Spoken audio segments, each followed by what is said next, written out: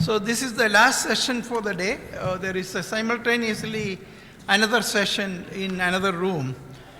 So we will start because we don't want to delay it further. Our banquet is starting around 6:30, so we want to finish it by 5:30 if possible. Right now it is, I think it is 5 o'clock, right? No, 5:40, I think. Okay, that means we'll try to finish. We'll 1 hour. We'll try to see whether we can do it in about 50 minutes. All right, good afternoon, everyone. I am Thomas Abraham, Chairman of the Global Organization of People of Indian Origin, and also I am Chair of the Board Development Committee of AIUC. Asian Americans are the fastest growing community in America. It is also the highest income earning group in America. The last 2 decades have shown Asian Americans successfully campaigning for political offices, as well as being appointed to the federal, state, and city level administrations. But when we go back to our experience of the last 5 decades, we mainly, as the post-1965 immigrants groups, we can see that we almost started with nothing in the political arena in the 1970s and 80s, leaving aside the successful election of Congressman Dilip Singh Song from California in the early 1950s. In the 1980s, I was a convener of a convention called Asian Indians in North America. And in a political session, we had only 2 small elected officials. A councilman from a small city in Connecticut, Norwalk, and a small town called Narberth in Pennsylvania, another councilman. Sharing further experience from the Indian American community, all Indian American elected officials started with the community for their financial support when they ran for first time in the office, including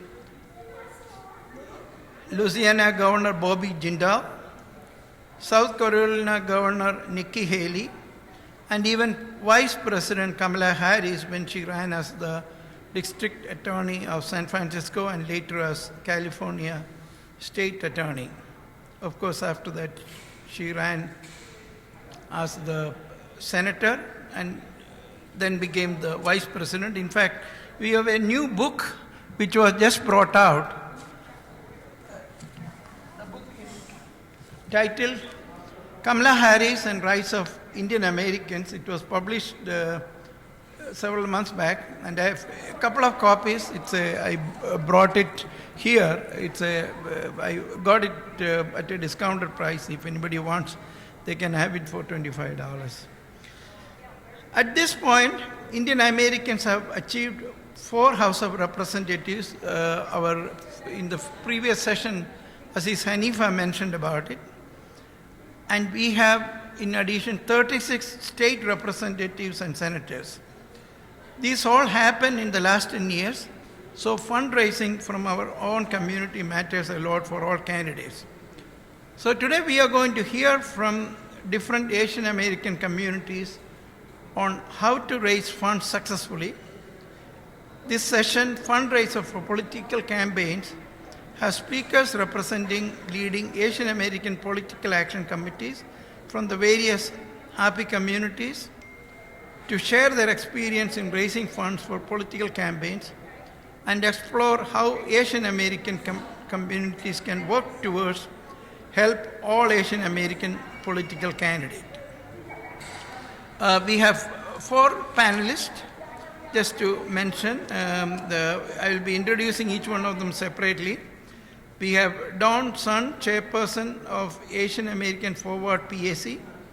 Neil Makija was supposed to join. He is the Executive Director of India Impact, but he has a meeting tomorrow at the White House, so he had to cancel. I was hoping to bring him through Zoom, but I was successfully persuaded our friend Dr. Piyush Agarwal, who is a founder of AIUC, and he has joined us as a panelist to speak on the Indian American experience in fundraising.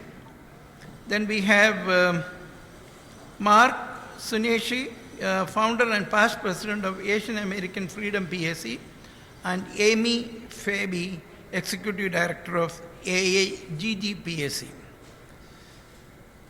The way in which we are going to do this, we have about, I would say about 50 minutes we want to finish. We want to hear more details of the experience of various communities, and we have expert speakers from the various PAC and communities, and we'll give them 7 minutes each, sharing each their experience in fundraising for political campaigns in their communities and also in general. Then we will take a couple of questions if the time permits, and pertaining to their community, how they raised the money for the political candidates. And after all speakers are spoken, we will have each speaker to share their thoughts on general questions from the audience, as well as some general question to all of them. So I start with Don Sun, just an introduction about him. He is the chairperson of Asian American Forward PAC. Don Sun has been fundraising in presidential, congressional, and some state-level political campaigns for AP candidates, with over 10 years relationships with Congress and state elected officials and candidates, building trust and understanding between government and the people through community outreach efforts, with federal, state, and state-level elected officials addressing policy issues. He served as RP Director for Fund Development for Andrew Young 2020. In fact, he raised about $42 million. That's the highest ever raised by an Asian American, if I'm not wrong. That's the highest amount. For the mayoral campaign of Andrew Young, Sun designed and executed more than 20 fundraisers and 100 events in 6 months and over $11 million raised. Don, your time start, your 7 minutes. Hi, this is probably the first time in the past 3 years I talk on microphone, talk to people to share the experience. I used to be the community leader and the president, board member, all those kind of things. But the things is, in the past 10 years, I started to realize in the political arena, money talk.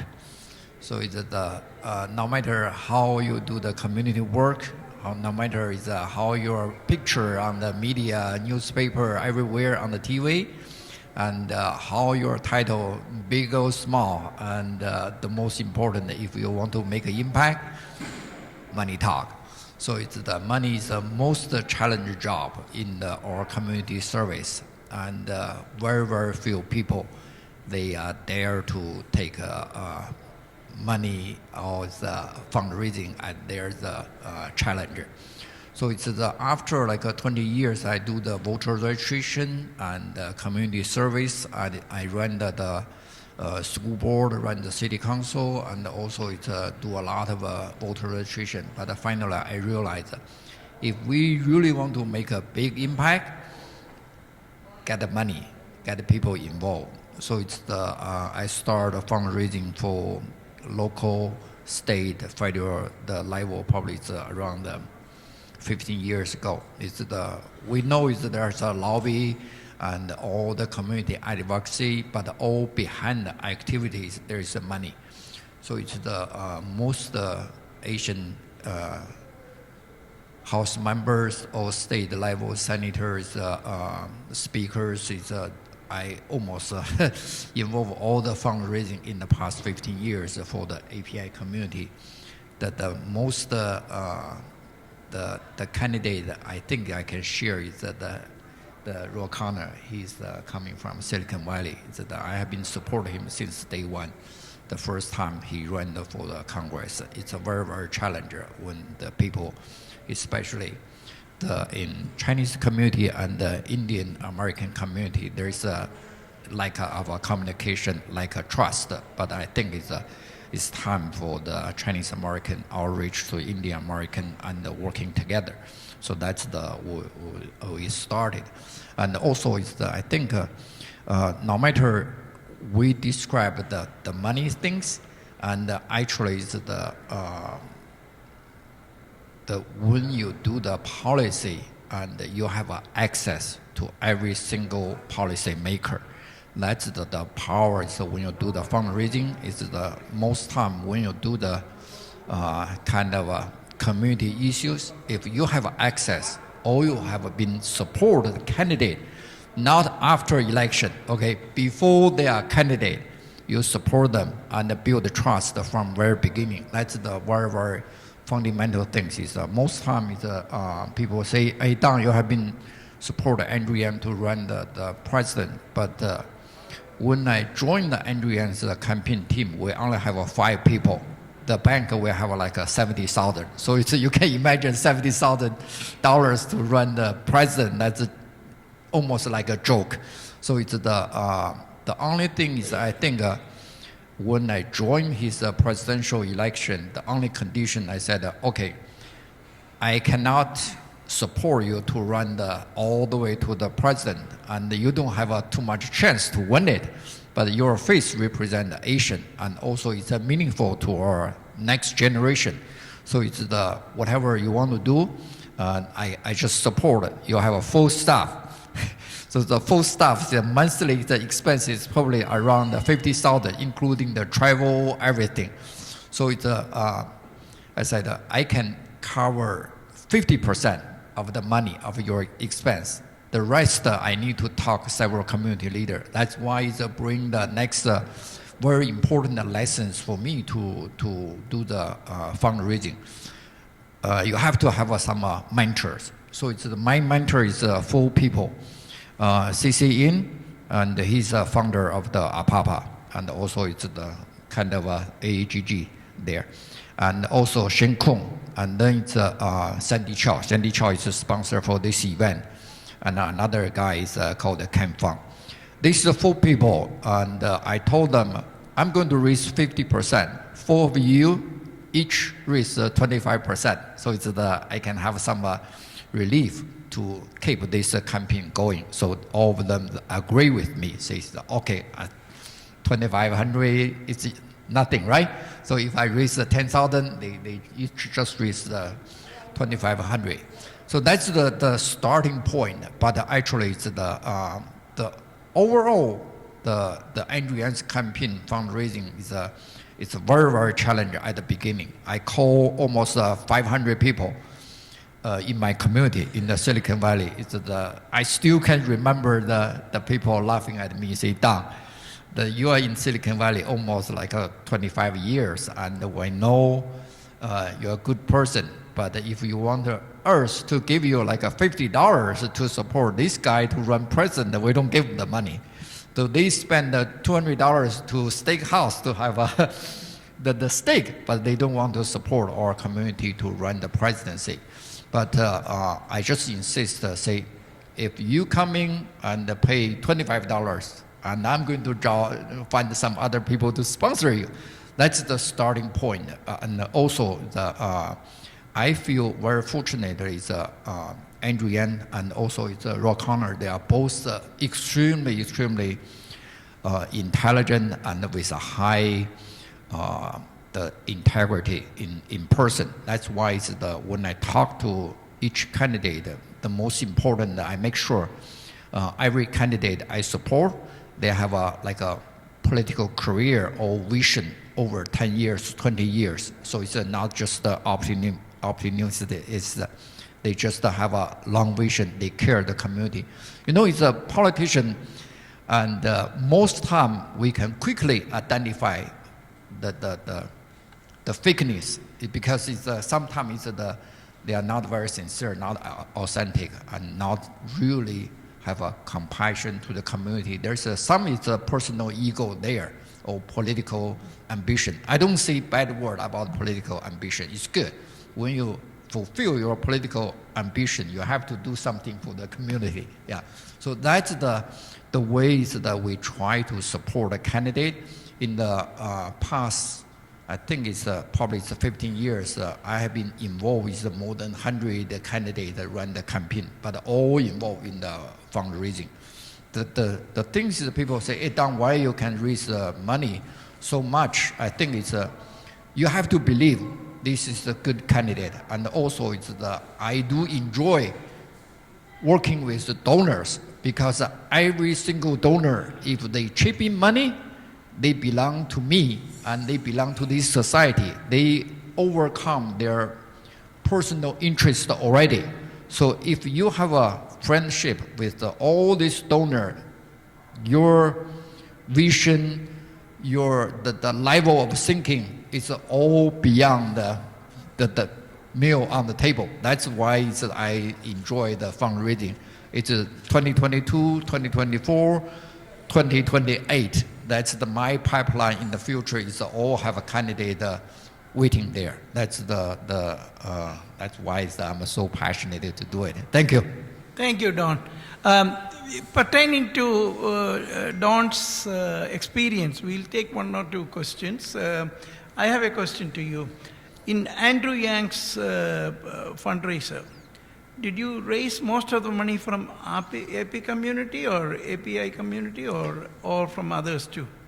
Okay, the number one, I don't want to take a credit for the 41 million dollars. That's all belong to the Andrew Yang. Okay, it's at the very beginning. We start from like a 50,000, 100,000. That level is I start to involve. But at that moment, the API community probably have a 5 to 10% at the beginning. So it's mostly his alumni in the law school and former business colleague to support him. But after I involve, I probably can say it's like maybe raise to 20%. Those kind of a level of from API community, because every time I travel with Andrew, we do the rally at the daytime, and the evening time we do the fundraising. That's the way we travel around the country. Everywhere it's must have 2 or 3 events. One is a rally, one is a fundraising. Thank you. If not, we'll go to next speaker. Is going to be Amy Faby. She is the executive director of AAGG Political Action Committee. That is Asian woman. She has worked on numerous campaigns in California and across the nation since 2018. A social worker by training, Amy is a successful grant writer, fundraiser, and continues to serve as a board member for the Asian Pacific Islander Asian Public Affairs Solano chapter, the Wakaville Police Activities League, and the Chinese American Association of Solano County. She is an appointed commissioner for the Solano County for first 5 commission supporting the development of children, half-year-old children. And she has received several awards, including San Francisco Giants Foundation and Willie Mark Award winner. Amy? Thank you. Thank you. So I remember, Don, when you would come to the conferences and Don would say, we need to get involved and organize politically. We need to be involved in fundraising. And the reaction was always, no. Remember that? There would be no. Everybody would be, we can't talk about politics, or they don't want to be involved in politics. But Donna's right. Money moves. Money moves support for the communities. Money moves support for your organizations. But we can't talk about that because we have to maintain that 501c3 separation and then the PAC. But honestly, money moves. And I've been following in the footsteps of Don's son, because he was the former Asian Americans for Good Government executive director. And in this 1 year that I've been involved in this, you realize It's not. You're right. It's not about your pictures. It's not about all the media that you're involved in. And sometimes, it's not even like how good you are in the community. It's how much you can raise and how many votes you can gather. And sometimes when candidates come to you and they ask you, I need you to donate to my campaign. And it's like, whoa, that's kind of presumptuous. You think that we're an ATM? A lot of Asian, it's like you give, for the Asian community you give, but then like they said before, where's your ask? And does this candidate really represent our communities?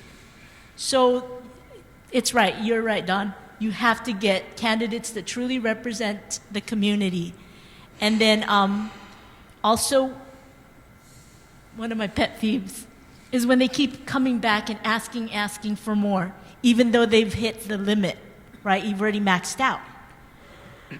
So what's important for a candidate, what's a viable candidate, is a candidate that already has their base, their support, and it becomes easier to raise money for that candidate, to hold a fundraiser and have them be able to get their people, to mobilize their people to come and give. Because in the Asian community, opening up your wallets for a political candidate, it's like pulling teeth just to get them to contribute even $50 or $25, just to,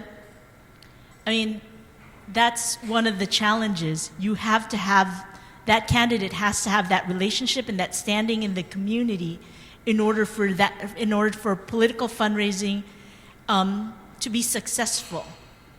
So in AAGG, we as AAGG ask the people or ask the supporters to donate directly, or not donate, contribute, because money is not tax deductible. And people have to understand that, and even candidates have to understand that. That's another red flag. If a candidate doesn't understand that this is not a donation that can be tax deductible, then they need to educate themselves first and understand what the political process. And when a candidate asks you, as an organization, when you're a nonprofit, to endorse them, no, you can't do that, because you threaten your 501c3 IRS nonprofit status. Candidates need to understand that as well. So that's just what I'm learning, Don. Thank you. Thank you, Amy. I have a question to you. Your own organization, have you been involved in fundraising? We have been involved in fundraising. We're AAGG PAC. Like I said, Don's son's one of the big whales. We do fundraise. We do sometimes we organize the fundraisers for different candidates. What we do is we connect candidates with people who are interested in their campaigns. There's a lot of candidates that we've fundraised for. Most of them are in California, like the Attorney General. But we have to be very clear that it's the PAC that is fundraising. We do have members that are also that cross, but it is a PAC. But it's not necessarily Asian American or AAP candidate. Sometimes could be anybody. Lately, it's been more diverse in terms of who we support, but the bulk of the candidates that we do support are AAPI. Okay. Yes. Thank you. Anybody else has any specific question to Amy? Because afterwards we finish, we will be going general question to all of them. Okay, go ahead, Rame.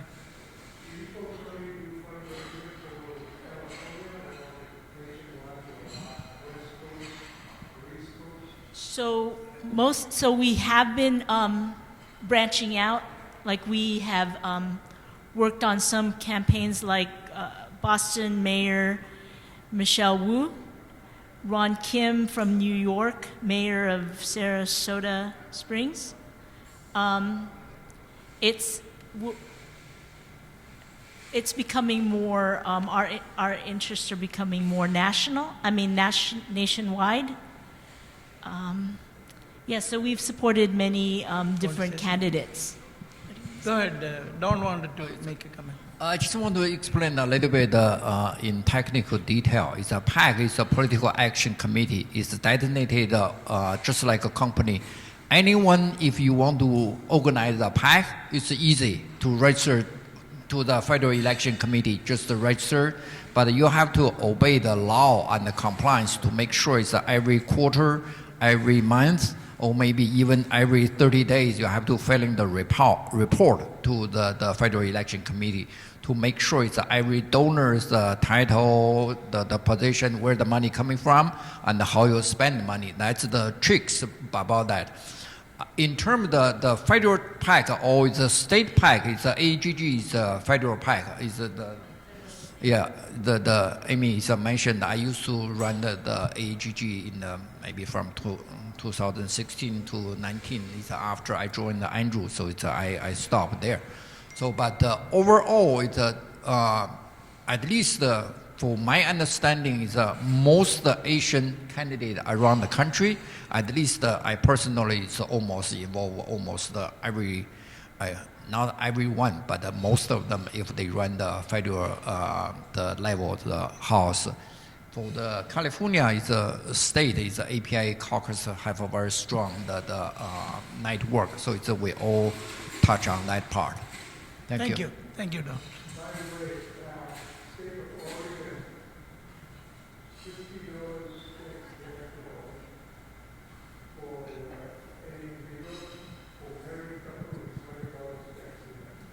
Yeah, that's the another issue because the PAC is very complicated. Some people is say, oh, I fill in the paper, I can do it. But the PAC, why they have a federal PAC and the state PAC? Because 50 states, they have a 50 state tax code on the fundraising. Some they give us some tax credit, some they don't. Some even give some cash.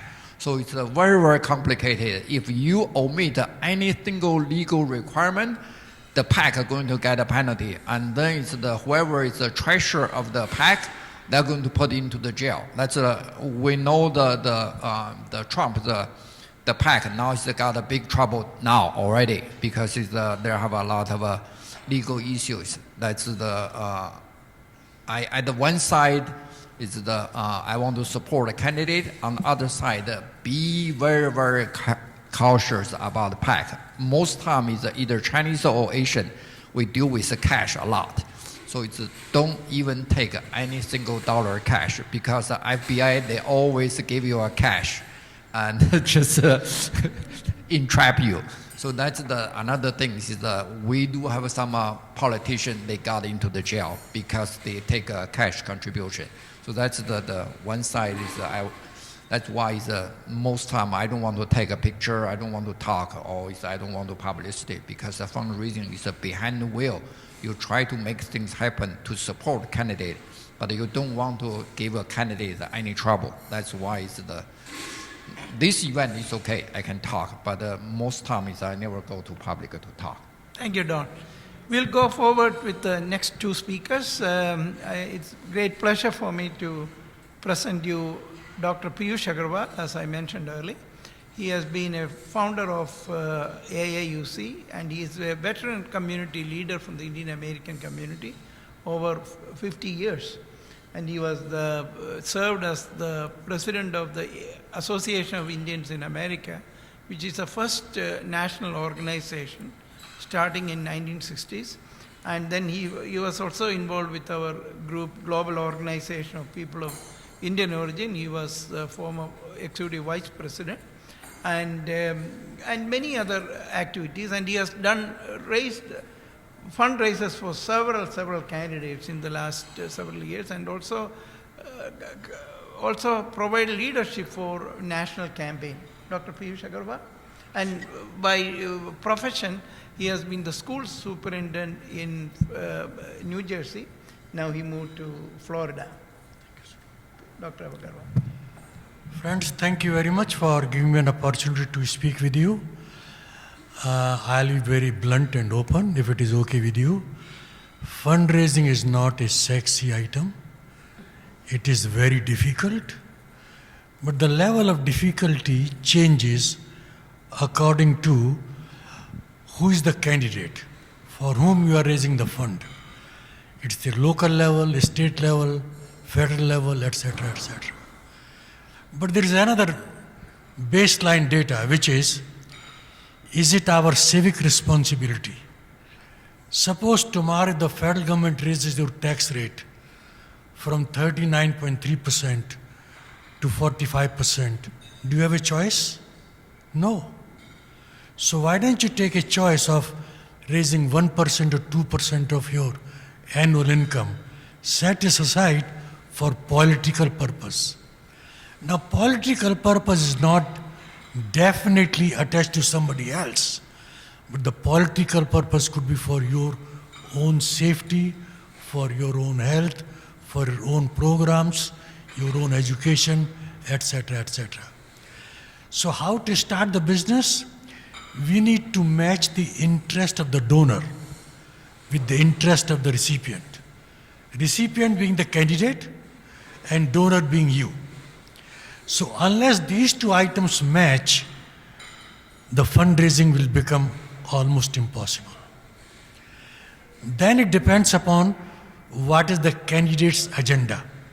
If the candidate's agenda matches your agenda, if not, you may like to finagle a bit, but you cannot do too much. But even when that happens, the candidate wants and became an elected official. He may start thinking, or she may start thinking, yeah, there was a only minor contribution for this community. Why should I do everything for them? They change their mind. And then the community feels betrayed. If you are a fundraiser, you are being sandwiched between the two. The people who complain to you as if they gave the money to you, not to the candidate. They will complain against you, and next time you will be a failed fundraising person. So friends, these are some of the ideas you need to keep in mind before you start any fundraising. Now, there are other ways to do it.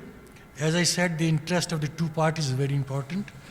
But then there is a new phenomenon which is coming up more popular about the PAC, Political Action Committees, which in sense, you can collect the money first. I did not say fundraising.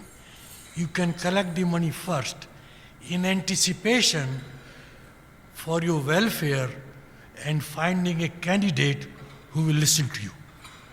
So it's a little bit more proactive. In this particular case, I hate to use the word, but you are buying a candidate to make him successful with your support. So at least there is an IOU already attached to that beforehand. But then at the same time, it does not work all the time. So there are ways you can think about it, and we'll talk about later on to the second person.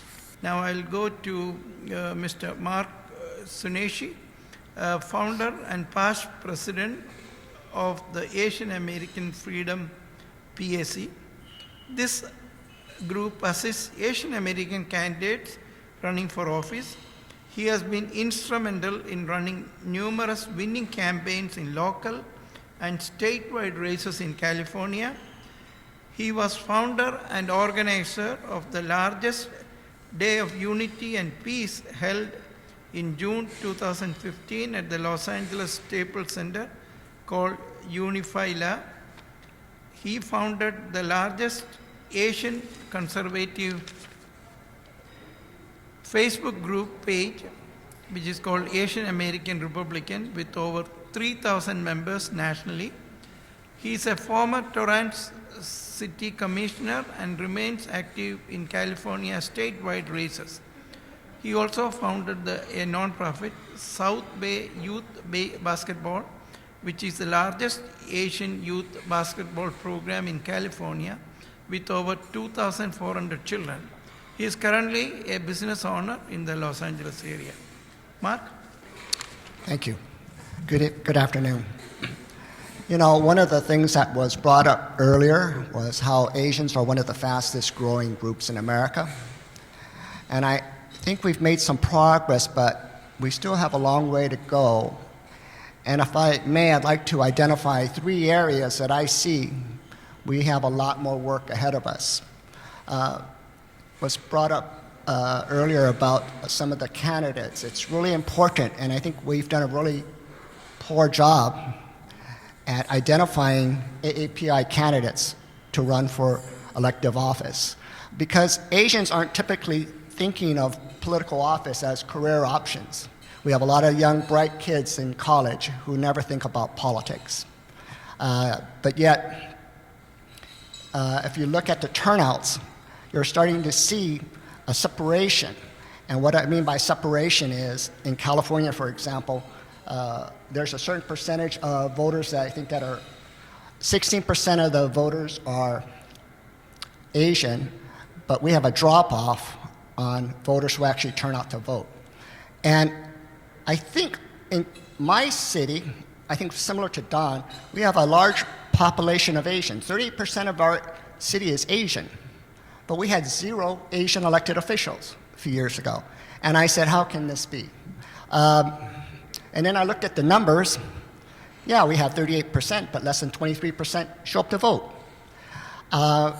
So one of the problems that I've identified was we're not identifying great candidates who the public can gather around.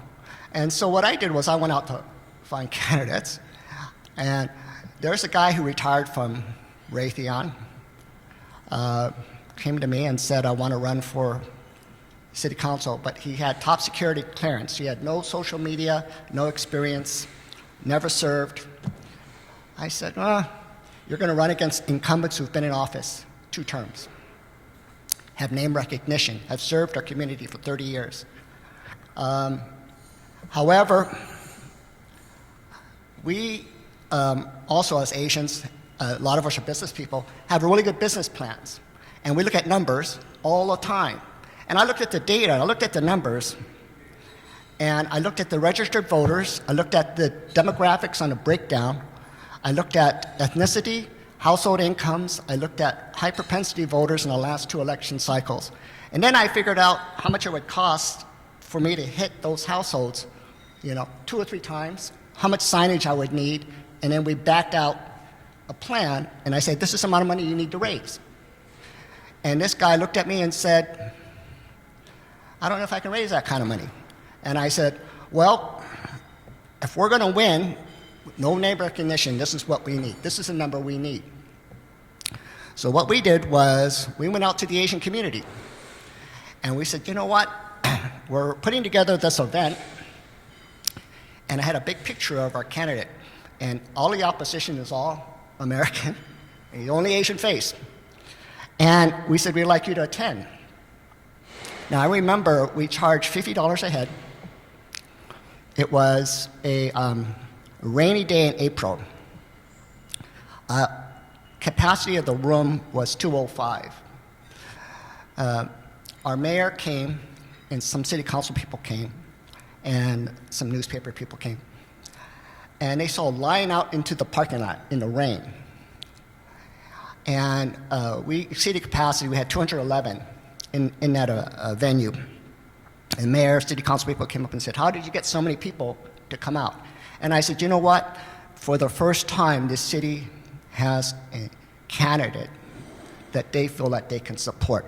We had a great percentage of our community who's been disenfranchised because we've not had a candidate that looks like us, that represent our interest. And here we have George Chen, who's not a politician, but who lived in the community, raised his family in this community, and make a long story short, George won easily, beat the incumbents. They changed the rules after he got elected, like a lot of cities in California, and they went to districts, which they thought, well, for people who are in politics, the best way for Asian candidates to get in is to run at the local level first, and then get yourself up, get your experience, your base, and then run for assembly or congressional races. So I have George winning at the city council, and then they changed the rules, made him run again in 12 months, which is a 2-year term, and we raised all this money, and I can't help but think there were 5 other seats, they could have picked the other 5, but no, they picked on George, the only Asian candidate in. So we had to defend his seat twice in 2 years. So I said, okay, they're going to change the rules, went to district. They think it's going to hurt us, but actually then I went down from 95,000 registered voters down to 15, because we split it into 6 districts. So then I only had to win 4,000 votes. So then I dropped my what I needed, my ask, down to 66,000.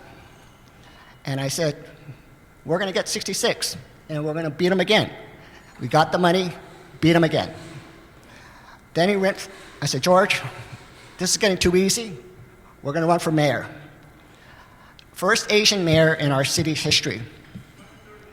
And not only that, since we have 38% Asian and there's a vacancy because you're leaving, we're going to put another Asian on. So we put another guy who didn't run, same like George, no experience. Businessman, Japanese guy, my college friend.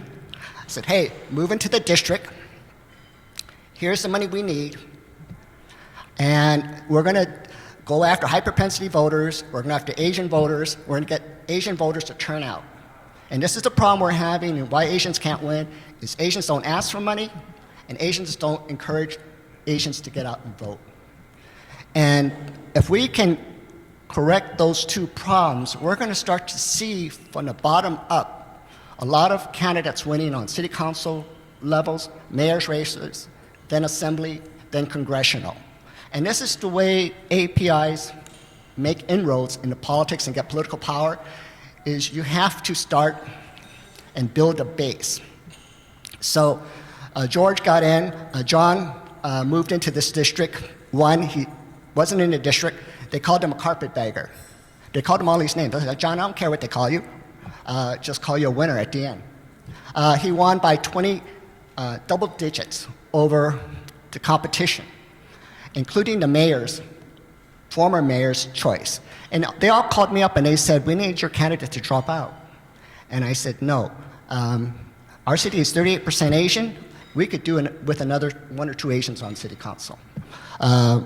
We elected the first woman, first African American, and I think we need to encourage more diversity in our city councils, and we need to encourage people to turn out to vote.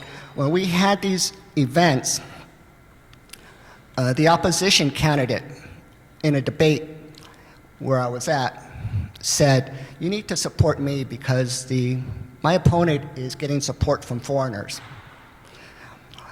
And as a person who put the fundraiser together, you have to know who's donating. You have to know their name, address. And I said, that's a racist, offensive statement. Just because the supporters have foreign names or non-American names doesn't mean they're foreigners. And this is the attitude we're running in a lot of races, where you're running into this mentality that just because you're Asian or your donor has an Asian name, that you're supported by outside money. And I said, no, that's against the rules, against the law. You can't do that. So we still have to face those issues on a local level, but I really encourage you to go back to your respective cities, look at your demographics, encourage people to run, and then support your candidates, because that's the only way we're going to really affect change in California or nationwide. We were one of the earlier supporters, too, of Michelle Park Steele, first Korean Congresswoman, along with Young Kim. So, thank you.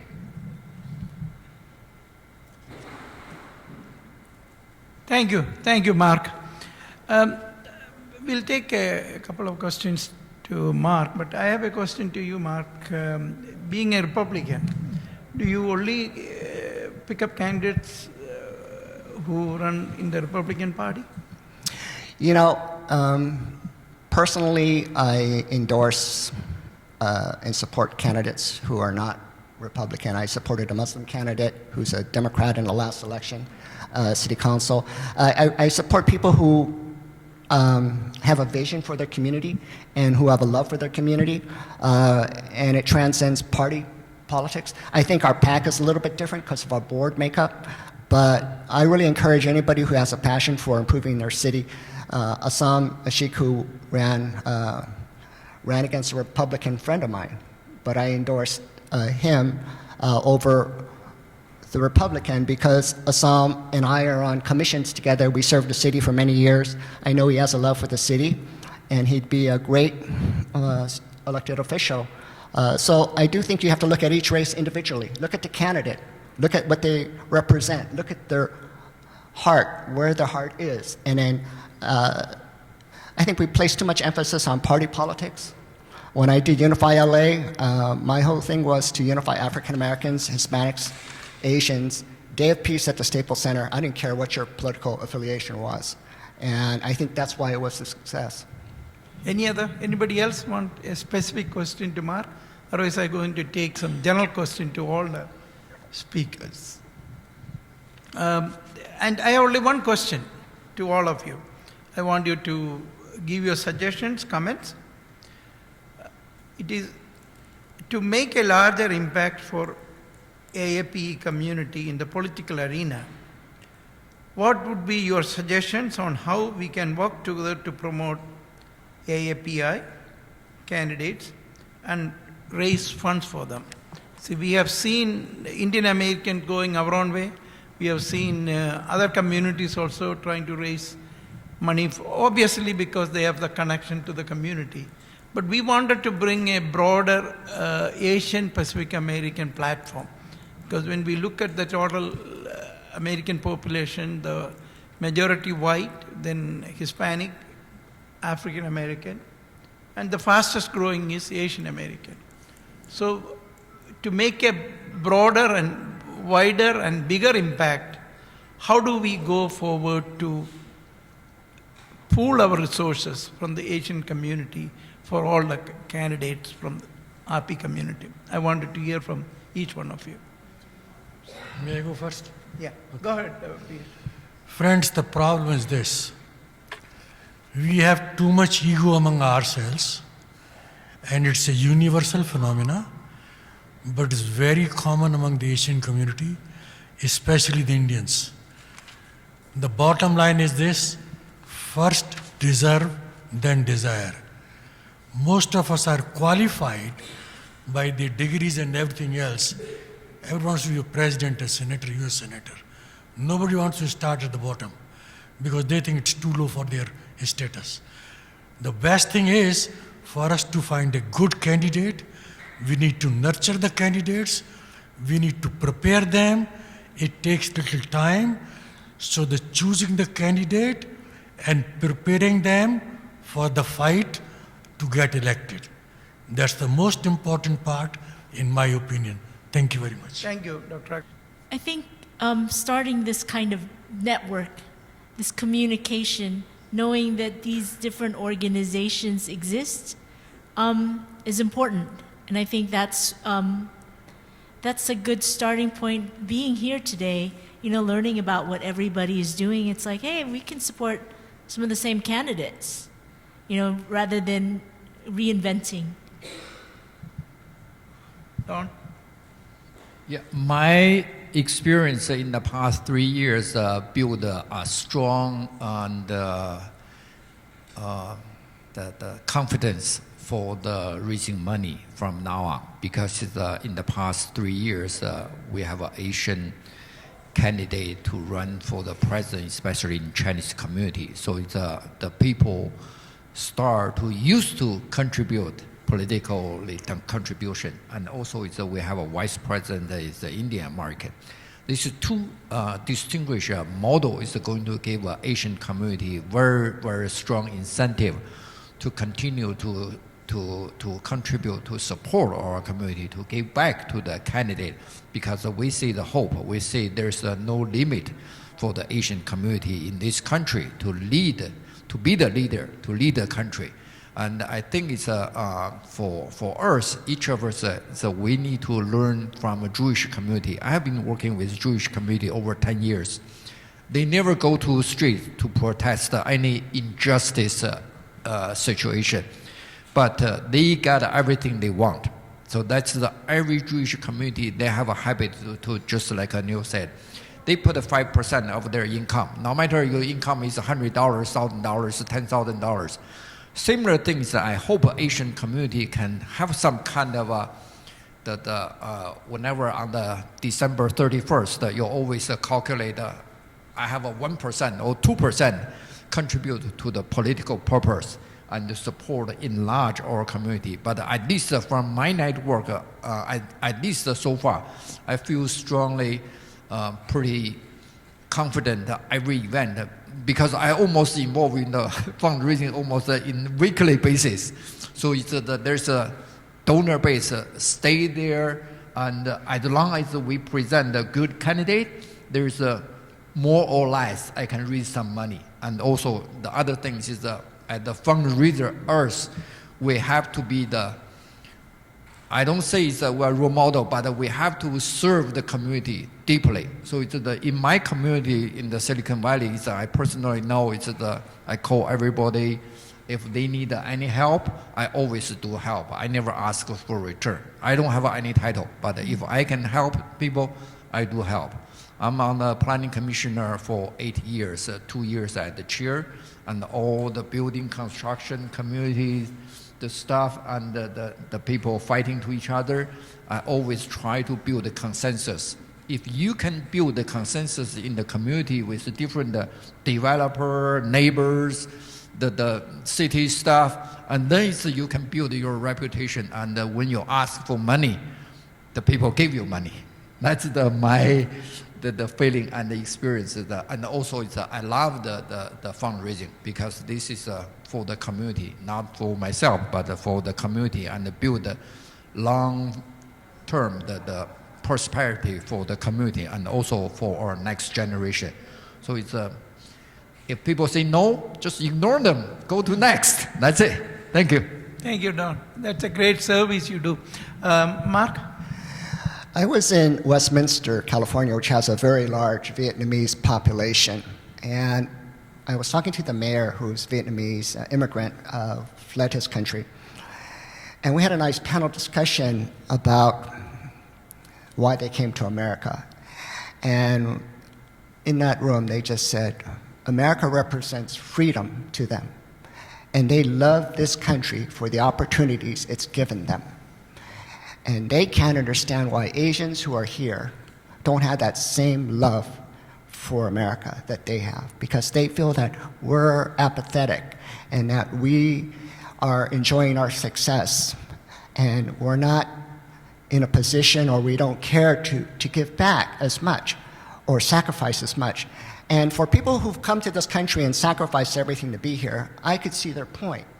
You know, we are very successful for a large degree who've been here. And we don't tend to think of politics or service in our community as much. And I really think if we're going to really move forward as a group, AAPI, I think we all need to collectively look at each other. What can we do in our community? Whether it's being on a commission or whether working on local things, there's a lot of things we can do beside politics to be engaged in our community.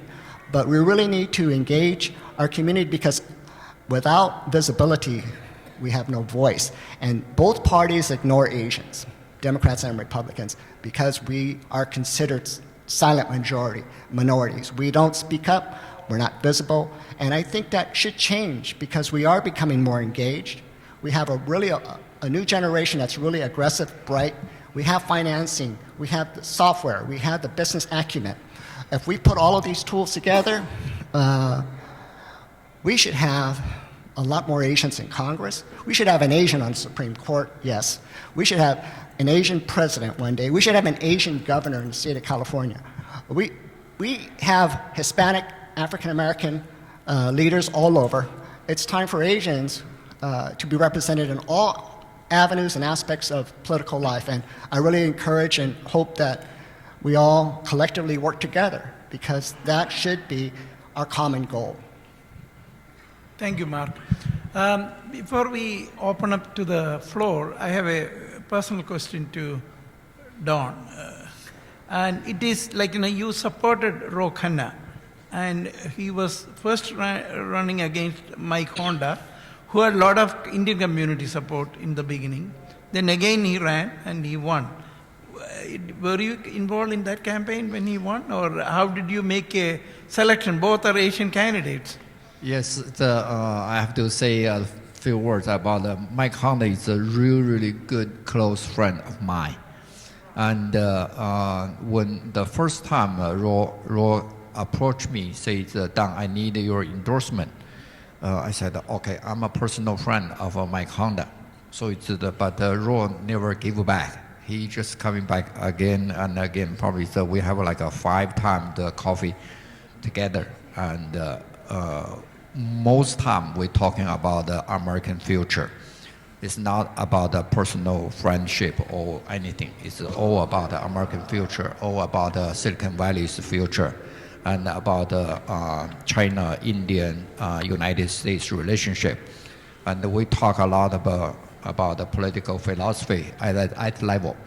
So it's finally I was convinced that Ro Khanna is probably the time for him to replace Mike Honda. Even Mike Honda is my very good friend. So it's by switching my position, I was very intimidated by our community. I was the almost nobody going to talk to me. So but I strongly believe Ro is a good candidate. But after eight years, and I think Ro really demonstrated his leadership in the Democratic Party and also in the community in the Silicon Valley. So I'm very proud. From very beginning, I endorse him, support him, and my business office used to be his first campaign office. He's all the campaign manager, the campaign staff all sleep on my office, do the campaign. That's the first time. Thank you. Yeah, Ro Khanna has a future because he established himself as a good leader, provide good leadership. Anybody else wants any comments on this particular question? Like how our AP candidates can be helped by all Asian American communities. Right now, Amy gave a good idea that we should have more networking with our own group. Then only we would know that so-and-so is a good candidate from outside their community. So anybody else has any question, comments? Anybody wants to say something? I think seems to be everybody sort of waiting to have the banquet. So in that regard, I really appreciate and particularly thanks Dr. Agarwal for coming forward to... Thank you, Dr. Thomas, for including me. Yeah, because it was Neil Makija we could not have. And thank you for all give a big hand to our speakers for this afternoon.